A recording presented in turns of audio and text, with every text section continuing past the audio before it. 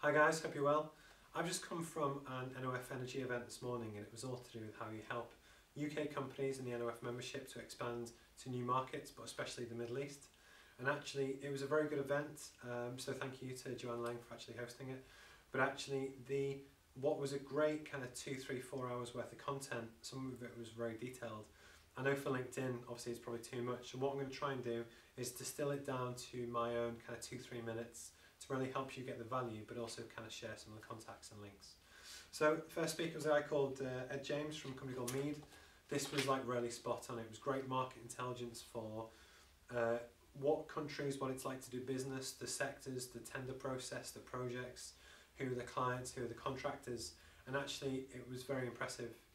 Obviously we work in UAE, in Abu Dhabi, which we're very kind of proud of, but actually to get a feel for other markets was really valuable.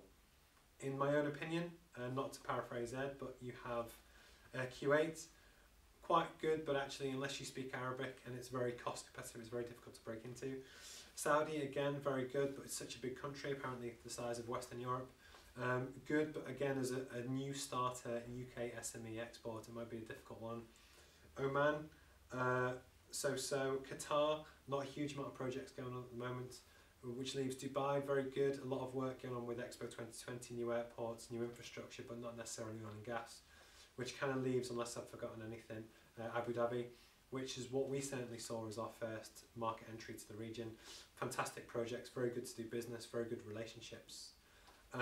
If they will allow us, or if NOF Energy allowed to, great document, I'll definitely share it if I can.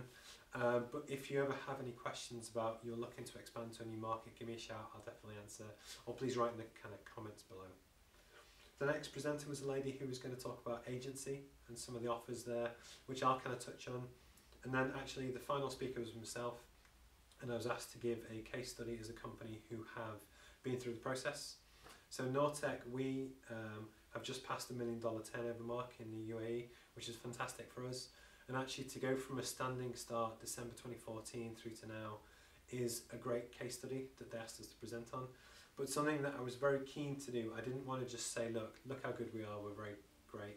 I hate that. So what I intentionally tried to do was look at how can I add value to the people who've spent the money to actually come to the room to attend, but also add value to share knowledge, experience, links, lessons learned with the group in, I had 20 minutes, I'm going to try and cut it down to kind of 2, and this is all from memory as well, so I apologise. I'll try and include some graphics to help.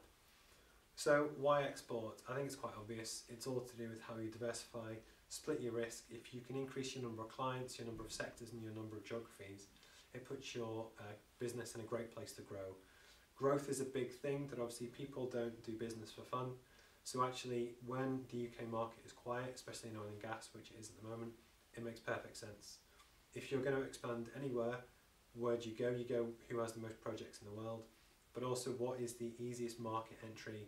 So Iraq and Iran I didn't touch on before. Iraq has some ISIS issues, and Iran actually is probably my second pick of where we'd look to go next. Fantastic oil reserves, gas reserves. It's a good thing to look at, so Iran is one to watch. But if you're looking at your first step as market entry to start to export, look at Abu Dhabi. I think it's a great place to look at. The first step and the first thing you should do is get in touch with UK Trade and Investment. In North East England, it's a guy called Chris Simpson, and they can really put you in touch with the right people to speak to. When you kind of go on your first market visit, the most important thing to look at is get a feel for the market. Where do you fit? The big thing, which is the most important thing I think companies need to look at, is your business model. You can't simply sell what you sell in the UK in the Middle East, it won't work. You have to almost rebuild from scratch, find out what your niche is, find out what you can do better than everyone else, because don't forget you will be competing, and you are competing against the best, but also the cheapest companies in the world, from China, the Philippines, India. That if you just sell a commodity, you need to find out what's the best way can you add value to that sector. And I know I had some good chats today, but don't just go in thinking that you can sell what you currently sell in that market. Next thing to look at is agency or partnering. So it's how you find a local content company who can help you kind of make the early steps, but almost you either partner with them to offer a joint service, or you have an agent who acts on your behalf to go out and win tenders.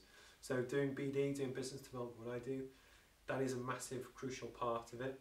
But likewise, if you can do it well enough, what you can do is that you can roll out your registrations across the AdNoc group to really kind of help you grow. And on paper at least, the tenders should start coming through once you get your registration, especially if you score highly. It's definitely a big thing to look at.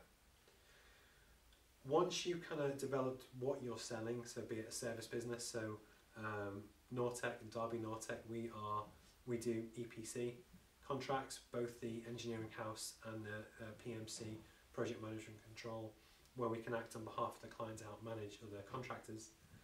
Once you've figured out what you actually you're selling, you then need to look at your visions, your values, the brand.